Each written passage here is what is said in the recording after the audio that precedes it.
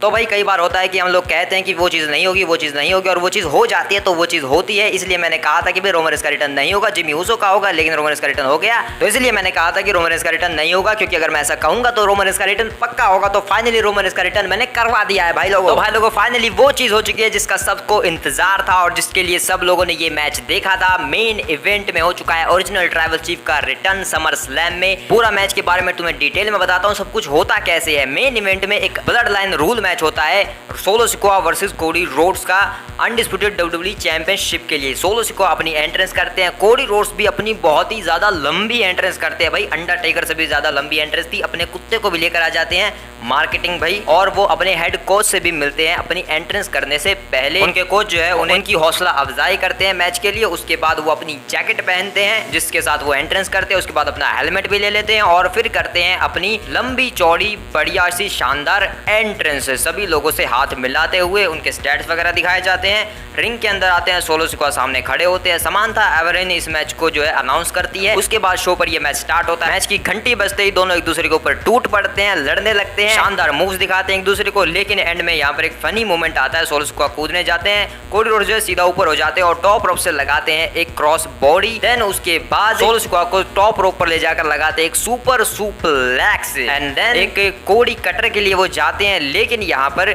Solo Sikoa उसे cross roads में पकड़ लेते हैं भाई कोडी रोड्स, क्योंकि वो रोमन रेंस का रिकैप करना चाहते हैं। लेकिन कोडी रोड्स यहाँ पर पलटवार करते हैं, वो खुद यहाँ पर एक क्रॉस रोड्स लगा देते हैं। लेकिन तभी यहाँ पर टोंगियंस आकर अटैक कर देते हैं कोडी रोड्स के ऊपर और उसे बुरी तरीके से धो रहे होते हैं यहाँ पर, और अपना एक टैग टीम फिनिशर भी हिट कर देते हैं, पिन करवाते हैं सोलो सिकोआ से। लेकिन कोडी रोड्स यहाँ पर किक आउट कर देते हैं।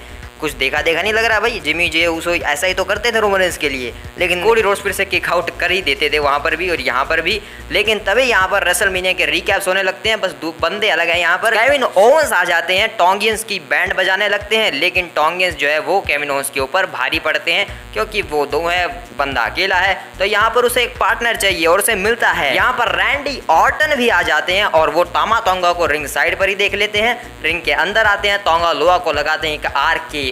टामा तोंगा फिर से आते हैं तो उसे मिलती है एक स्टनर केविन ओवेंस की तरफ से। सोलो सिकोआ आते हैं तो उसे मिलता है रैंडी ऑर्टन की तरफ से एक शानदार स्कूप स्लैम, और उसके बाद केविन ओवेंस लगाते हैं एक सेंटोन बॉम्ब टॉप रोप से सोलो सिकोआ के ऊपर, जिसके बाद कोडी रोड्स लगाते हैं एक क्रॉस रोड्स।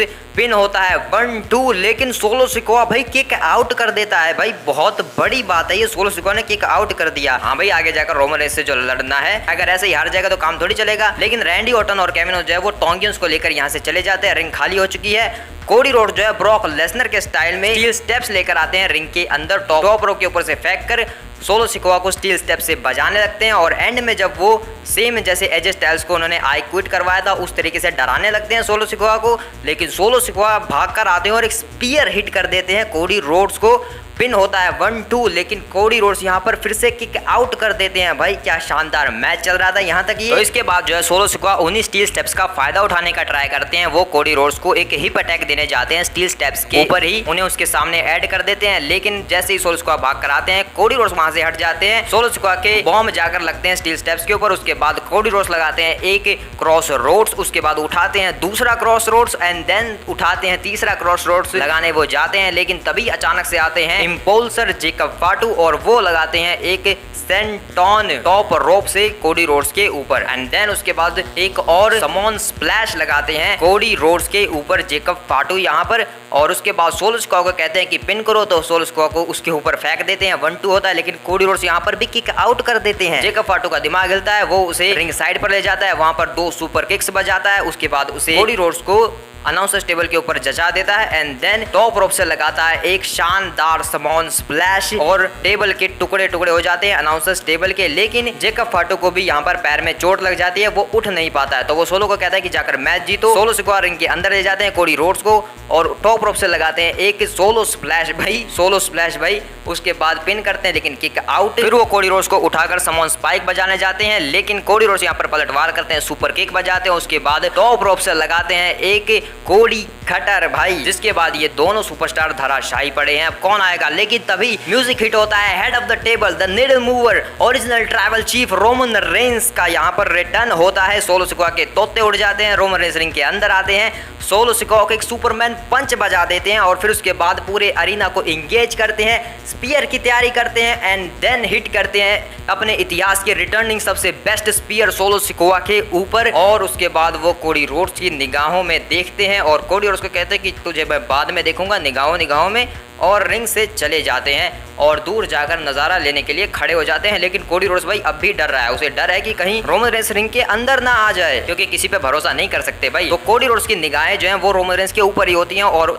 उन्हीं निगाहों से लगाते हैं वो क्रॉस रोड से सोलो सिकोआ को, देख रहे हैं वो रोमन रेंस को ही कहीं आकर अटैक ना कर दे। पिन करते हैं 1 2 3, इस मैच को जीत जाते हैं कोडी रोड्स और रिटेन कर लेते हैं अपनी अनडिस्प्यूटेड डब्ल्यूडब्ल्यूई चैंपियनशिप को रोमन रेंस की मदद से।